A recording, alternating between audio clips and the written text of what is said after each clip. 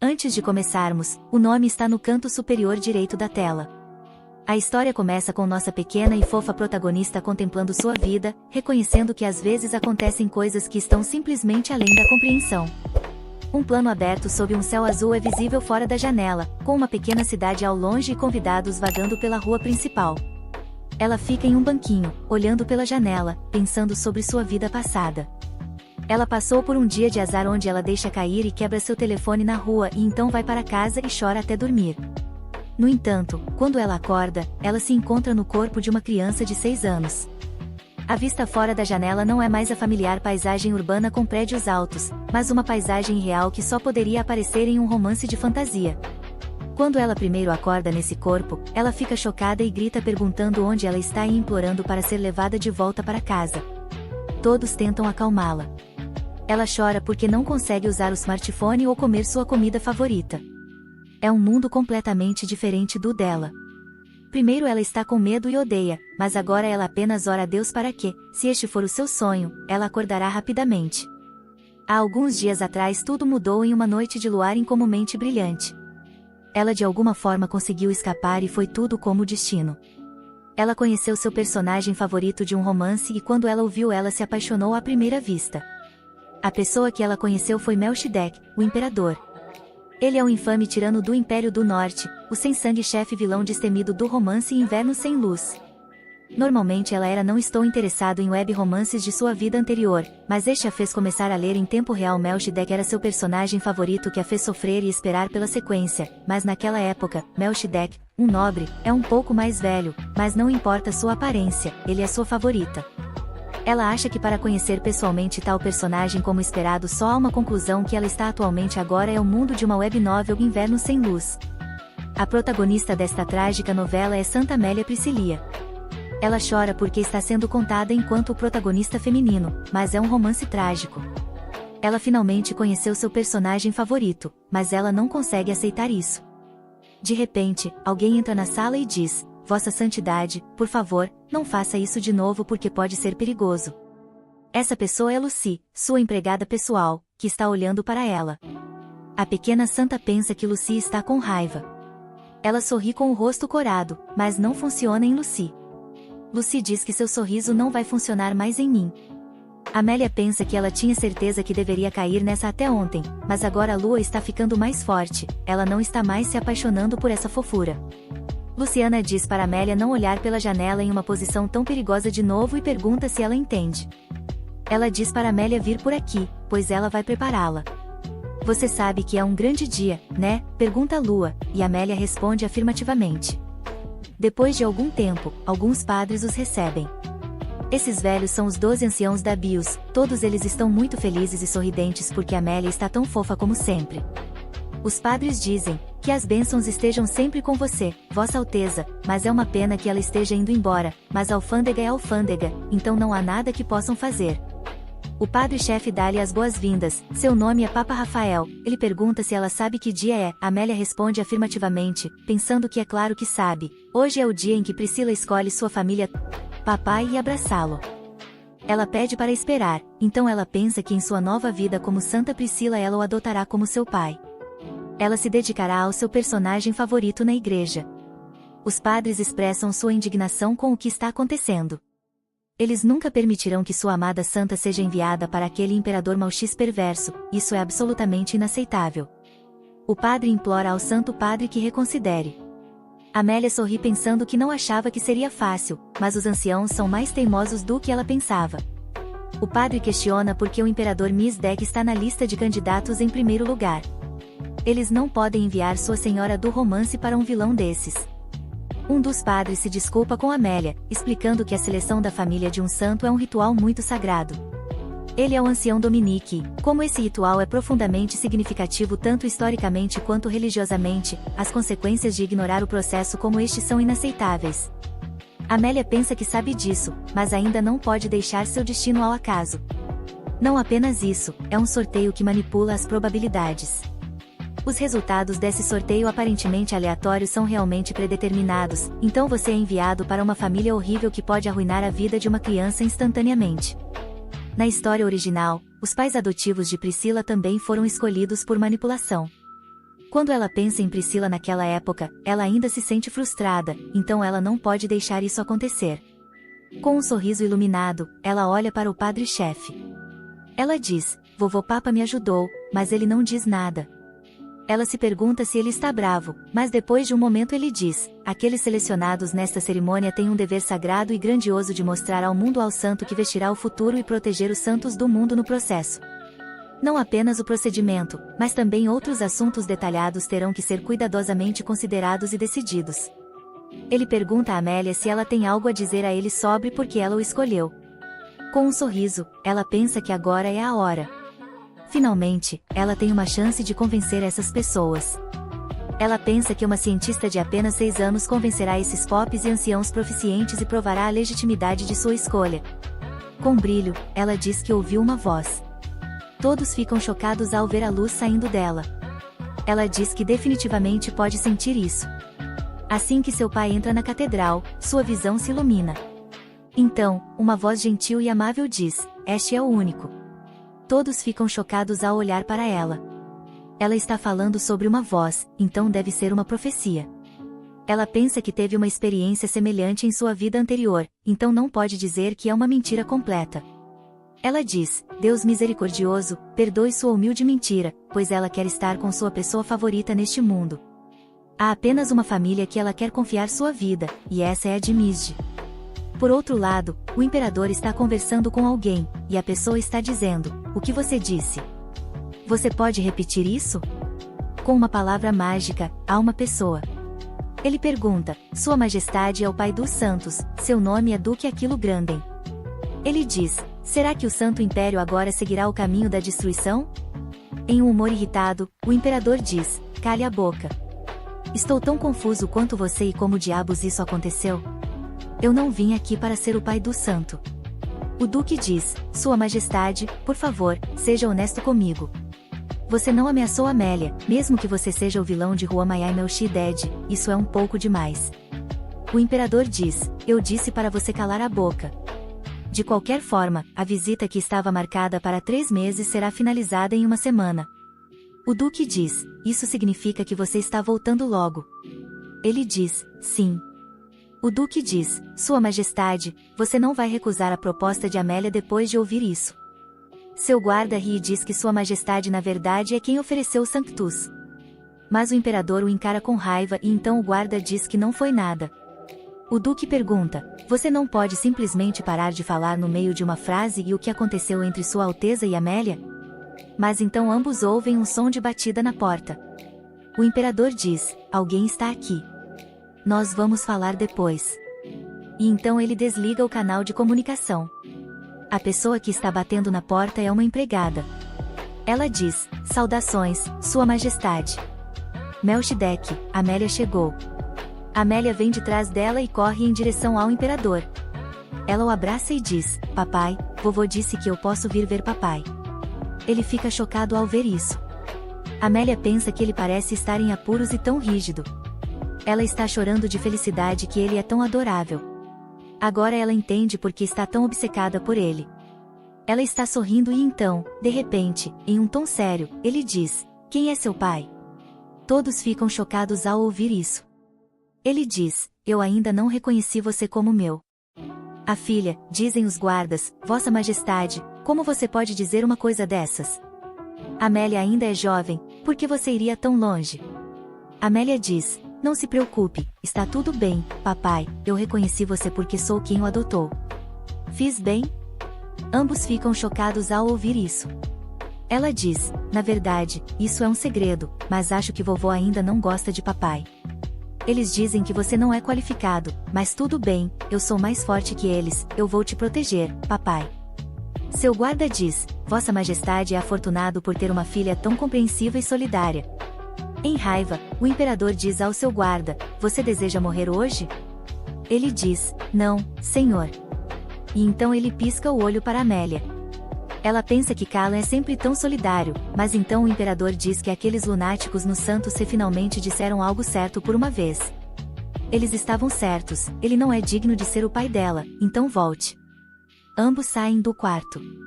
Ambos estão chocados, e Amélia está pensando que isso não pode ser verdade porque ela não entende. Ela sabe que ele é surpreendentemente ruim em falar diretamente antes de decidir. Agora, ele a rejeita tão abruptamente assim. Ela está pensando que, acima de tudo, como ele pode até mesmo rejeitá-la? Ela é como uma bênção disfarçada. Mesmo que ele apenas fique parado, ele tem uma santa e uma maneira de manter o santo mar em xeque. Ela está confusa e pensando sobre isso, seu favorito não pode ser tão estúpido. Sua empregada diz a ela que sua graça poderia ser que ele estava preocupado com ela. Ela está pensando, preocupado comigo? E então sua empregada diz, sim, se não fosse por isso, ele não estaria tão decidido em tirar sua posição. Amélia está pensando porque ele estaria preocupado. A empregada diz que não tem certeza, talvez ele possa ter sentido um senso de responsabilidade. Ele pode não ter se sentido confiante em criá-la bem, ou talvez Amélia possa tê-lo feito sentir incapaz de ser um bom pai. Amélia está pensando que nunca pensou assim. É possível, mas não é como Melchizedek sentir esse tipo de responsabilidade. Mais do que isso, ele pode ter odiado ter uma família para começar. Ele pode ter tido um desgosto por coisas como família ou amor. Então, como ela deve resolver esse dilema? Se ela recusar agora, ela realmente não acha que há outra maneira. Ela está pensando em uma maneira de como pode prepará-lo para adotá-la.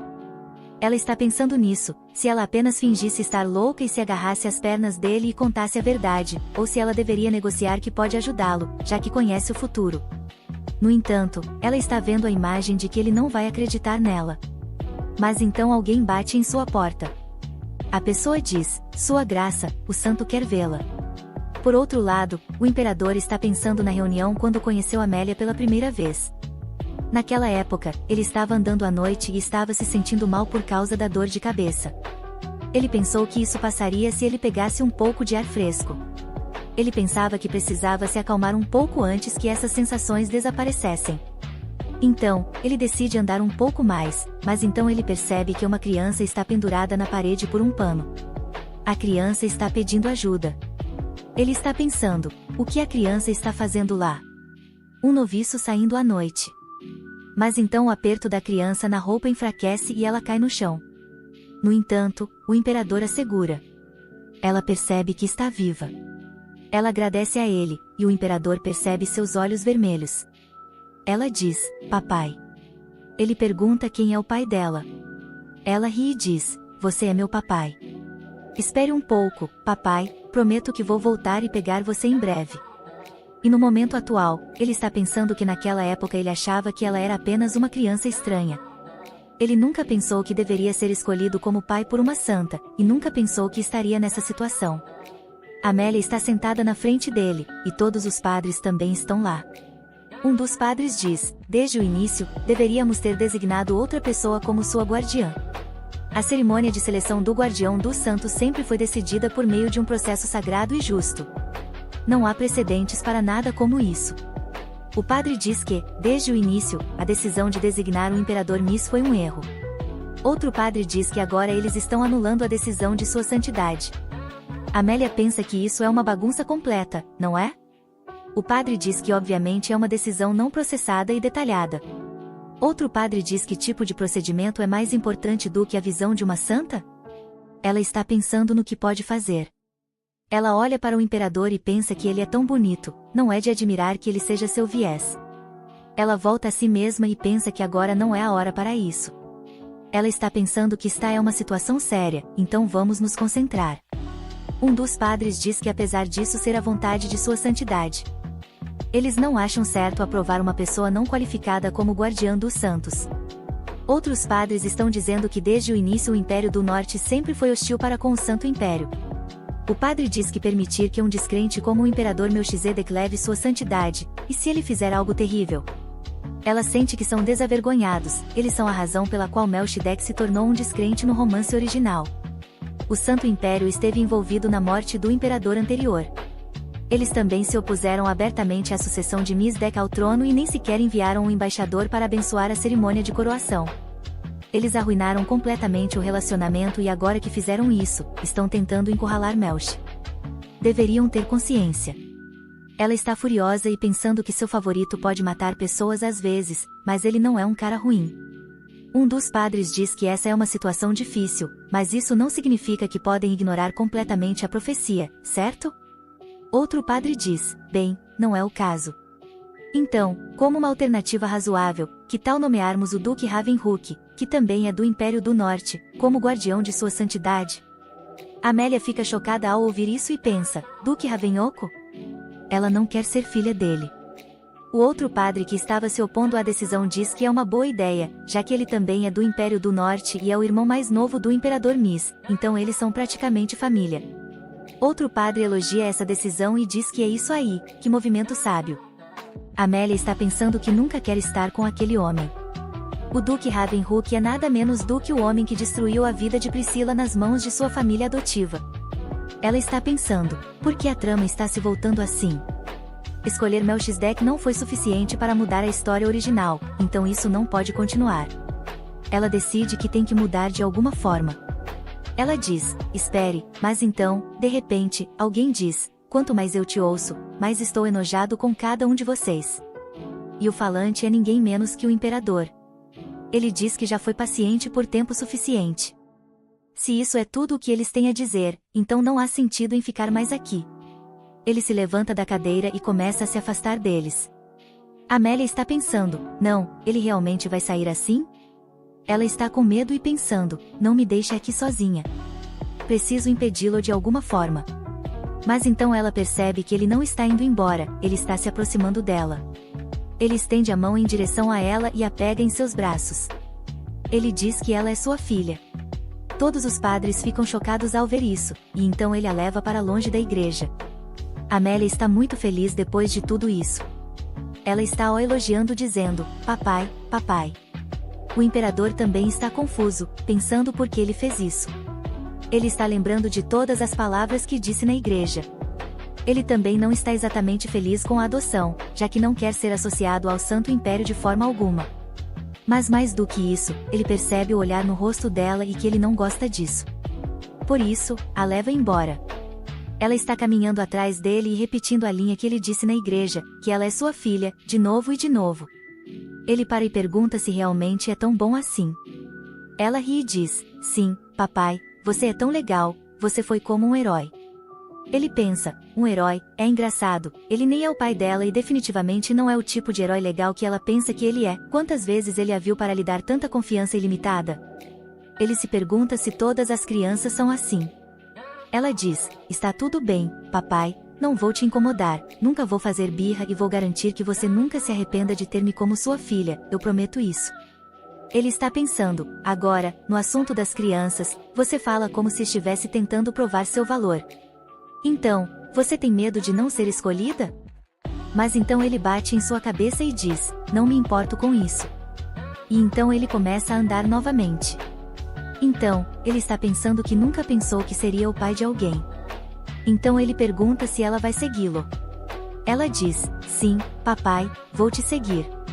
No dia seguinte, tanto Lua quanto Amélia chegam à residência do Cavaleiro Sagrado. O comandante da cavalaria o saúda e diz que é uma honra para ele conhecer Amélia. Ele pergunta o que a trouxe aqui. Seu nome é Benjamin. Sua empregada diz que a princesa está procurando por alguém. Ela diz que ele é um cavaleiro sagrado que a acompanhará até o Império do Norte. Ele diz, então, deixe-a recomendar alguém. No entanto, com um sorriso, a Ali diz que quer ver Ludwig.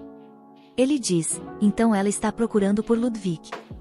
E então ele inclina a cabeça e diz que verá o que pode fazer. Ludwig é a espada sagrada.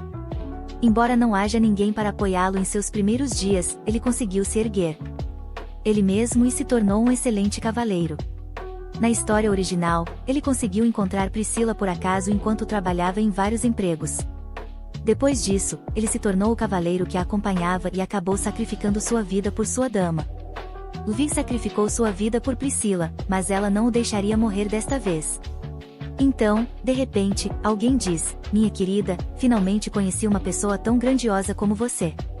Um homem olha para trás para ouvir o som. A pessoa diz, o que você está fazendo aqui? Com medo, ela está pensando que é impossível. Ele é o Duque Ravenhoco. Ele não parece ser uma pessoa pacífica de jeito nenhum. Assim como ela pensava, ela nem imaginava que poderia encontrá-lo tão rapidamente. Ela nem quer ver essa pessoa, e tudo o que ela fez foi fugir desse pai repugnante. Ele está movendo a mão em direção a ela. Ela está pensando em se afastar, mas então sua empregada entra no meio de ambos e bate em sua mão. Ela diz: seja educado com sua senhora. Ele diz: com licença, não cumprimentei adequadamente. Ele se ajoelha e diz: minhas saudações a você, ó luz e esperança do mundo. Amélia está pensando que ele deve estar chateado por cumprimentá-la assim.